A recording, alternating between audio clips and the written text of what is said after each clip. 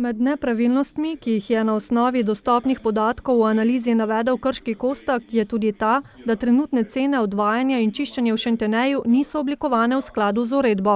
Če samo povem, da trenutno določena sredstva v višini 150 tisoč evrov in še več občina Šentjernej neposredno plačuje izvajalcu gospodarske javne službe, za kar pa ni nobenih zakonskih osnov. Vsebinsko pomanjkljiv in nestrokoven je tudi elaborat o oblikovanju cen, dodaja Leskovar. Trenutno občani ne plačujejo samo 20% dobička na te dejavnosti, ampak celo 35% dobiček. Normalnih dobičkov na gospodarskih javnih službah naj ne bi bilo oziroma naj bi bili največ do 5%, ki so pa namenjeni predvsem za razvoj. Šentjernejski občinski svetniki so se bili v razpravah večinoma enotni, da gre za plenjenje občanov in zgodbo o šentjernejskem Tešu 6, meni Albert Pavlič.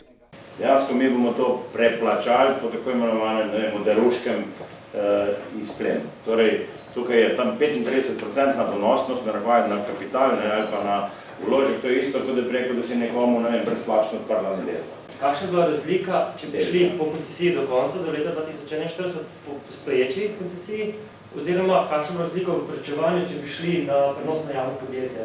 Koncesijska pogodba z VTE-jem se izteče leta 2046.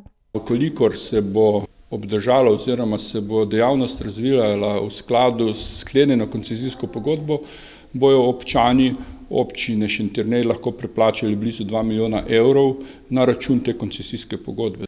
Tudi zato v Šentjerneju resno razmišljajo o odkupu koncesijske pogodbe. Zdajšnji koncesionar je v sistem odvajanja in čiščenja vložil dobrih 2,5 milijona evrov. To vrednost mu je treba, mora občina, če hoče koncesijo odkupiti, mu je treba pač to vrniti. Seveda, tisti del, ko je bil pa že odplačen, pa pač ne.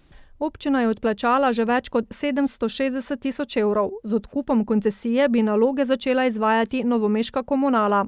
Upam, da bomo našli dogovor o financiranju, to pomeni, da se pač komunala zadolži za ta sredstva in mi vračamo, pravzaprav naši občani vračajo preko položnic. Z ugotovljenimi nepravilnostmi bodo seznanili tudi koncesionarja in po temeljiti analizi vseh podatkov sprejeli najugodnejšo možnost za občane, še dodaja Luzar.